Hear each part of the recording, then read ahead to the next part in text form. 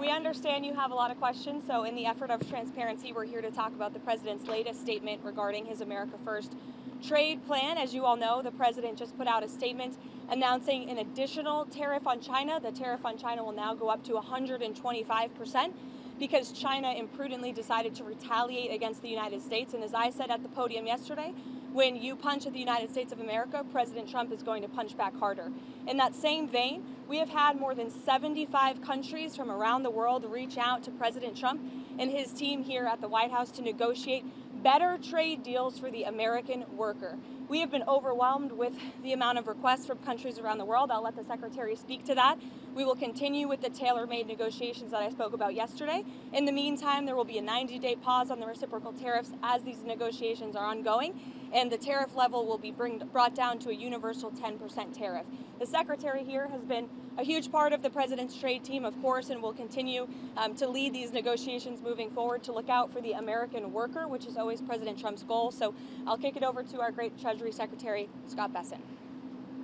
Good, thank you. And we saw the successful negotiating strategy that President Trump implemented a week ago today. It has brought more than 75 countries forward to negotiate. It took great courage for him to stay the course until this moment. And what we have ended up with here, as I told everyone a week ago, they're in this very spot, do not retaliate and you will be rewarded.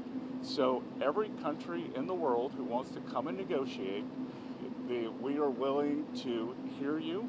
We're going to go down to a 10% baseline tariff for them, and China will be raised to 125 due to their insistence on escalation. Ed, go ahead. Treasury Secretary, thank you for doing this. Let me ask you three quick things, if I could, just for the sake of clarity, because the markets are open and they're wondering. First of all, Mexico and China, are they part of this 10% universal? Well, China, no, China. Mexico and Canada, are they part of the 10%? Yes. Okay. Second, given then that you have the rest of the world essentially calling it, it's not China, is this now just all about China? Well, it's about bad actors, and what we will see is some of the very early countries are China's neighbors. That we're going to see. I'm seeing Vietnam today. Japan's at the front of the queue. South Korea, India.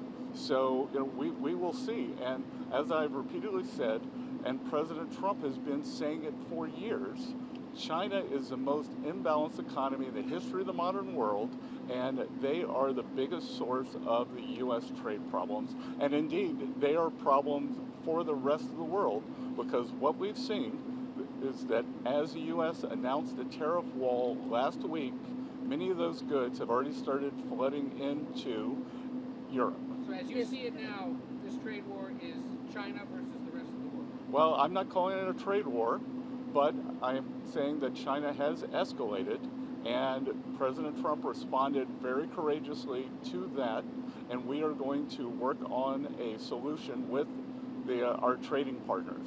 And if I could just, excuse me, Raquel, if I could just add to what the Secretary said. Many of you in the media clearly missed the art of the deal. You clearly failed to see what President Trump is doing here. You tried to say that the rest of the world would be moved closer to China when in fact we've seen the opposite effect. The entire world is calling the United States of America, not China, because they need our markets, they need our consumers, and they need this president in the Oval Office to talk to them. And that's exactly why more than 75 countries have called, because the United States of America is the best place in the world to do business. And as the president has shown great courage, as the Secretary has said, in choosing to retaliate against China even higher. Elena, go ahead. Hi, thank you, Treasury Secretary Bessent.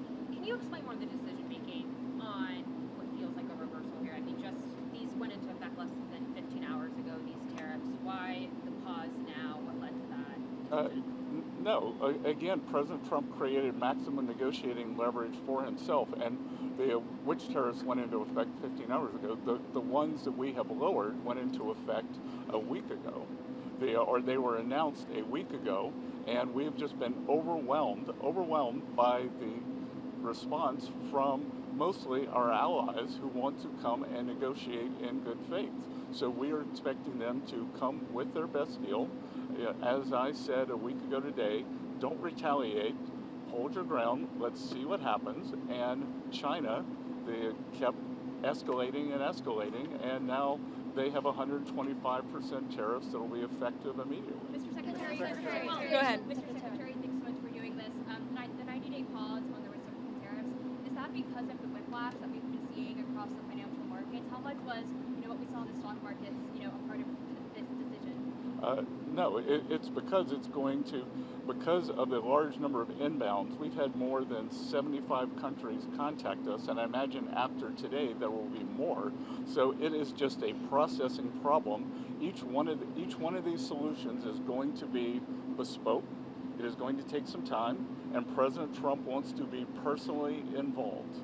So that's why we're getting the 90-day pause. Emily. Clarification. Mr. Secretary, there was a tweet that you and Secretary Leavitt were in the Oval Office with the President talking about this. Can you talk about what that conversation was like and what you guys said to one another that led to this decision? It's all the President's decision, and the President had a level in mind to raise the China tariffs, and then he had the 3-month pause in mind, and we were discussing the exact wording. Sorry? Of course. It's the president's decision. It's the president's decision. It was the president's decision to wait until today. And again, as I've said in the past, no one creates leverage for himself like President Trump. Mr. Secretary. Shelby, go Mr. ahead. Secretary, what does the president want to see by this, I think it's July 9th deadline to keep things paused? Is it just trade barriers coming down, or is it more than that? These are trade negotiations, but if countries want to come and offer other things, I talked about yesterday that we are thinking about a big LNG project in Alaska that South Korea, Japan, Taiwan are interested in financing and taking a substantial portion of the offtake.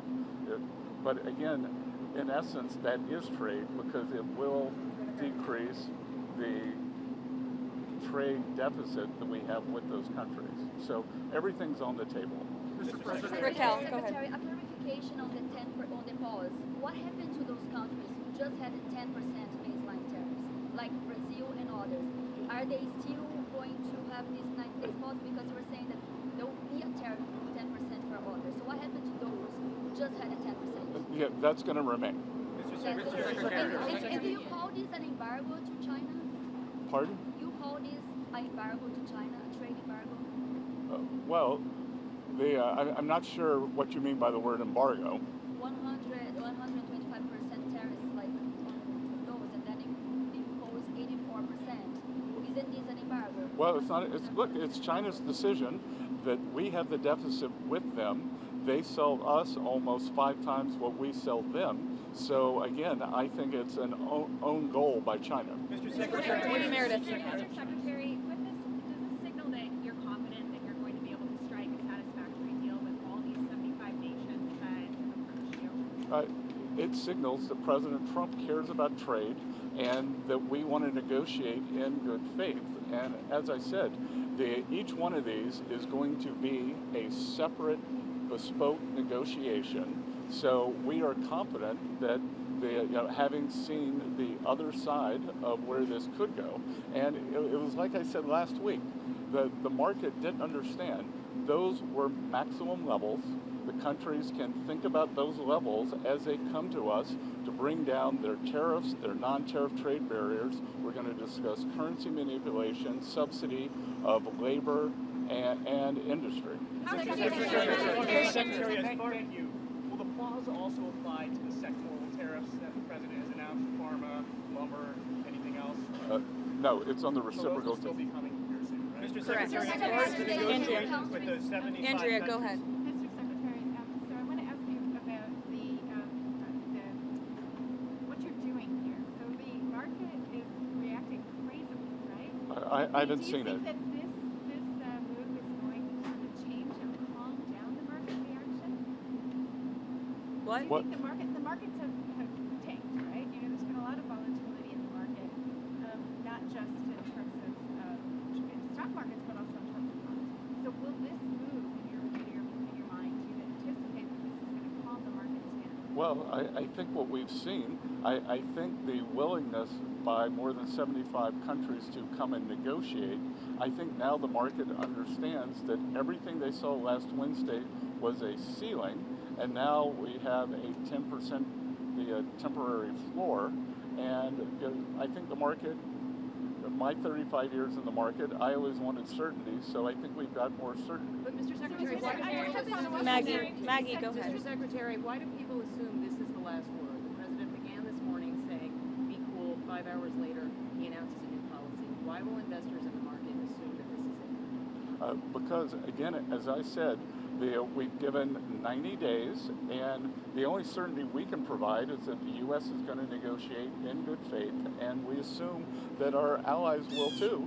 And in terms of certainty, we will see what China does. But what I'm certain of is that what China is doing will affect their economy much more than it will ours, because they have an export-driven, flood the world with cheap export models, and the rest of the world now understands, because when we put up our tariff wall, those exports were already flowing to the rest of the G7 and to the global south. And you think Mr. Secretary, how much of this decision was driven by the bond market cratering overnight? What is happening with bonds? Is China selling their bonds? I have nothing that says that, and we actually had quite a good 10-year auction today, and all this was, again, this was driven by the president's strategy. He and I had a long talk on Sunday, and this was his strategy all along, and that, you might even say that he goaded China into a bad position. They responded. They have shown themselves to the world to be the bad actors, and we are willing to cooperate with our allies and with our trading partners who did not retaliate. It wasn't a hard message. Don't retaliate, things will turn out well. What's your message to There's the Politico article Mr. saying that Secretary, the countries were getting these calls back. negotiations with these 75 countries, how long will that take? Will it be a matter of weeks? Will it be a matter of months? Do you expect financial markets to be stable during that time period? Well, we've started with a 90-day pause, and we will see if more countries turn up, what will happen. But we have a meeting with Vietnam today, and we have one of the largest trade deficits with them, so I'm hoping it will move in a good direction. I was at the Japanese ambassador's house last night for the Cherry Blossom Festival, which was quite festive, and he and I had a good chat. They are going to send a deal team over. So we'll see. These are complicated negotiations. These are imbalances that have taken decades to create. But I think, having seen the maximum level that Donald Trump is willing to go to, President Trump has created this negotiating leverage. Excuse me, everybody. Excuse me. The secretary is obviously a very busy man. As he has said, he's had more than 75 countries that the trade team has to respond to. I'd just like to end with this. For decades, Republicans and Democrats have said that these unfair trade practices are ripping off the American people, are ripping off our country, but nobody has ever done anything to address it. We finally have a president here at the White House who is playing the long game, who is doing what is right for the American worker and our industries here at home, and he has put together a fantastic team in Secretary Bessent, Secretary Lustnick, the entire trade team, who will be focusing on negotiating these good deals to put the American workers first, and we're going to get to work to do that. Thank you. What about the EU? What about the EU? They retaliated this morning. Why aren't they being treated like China?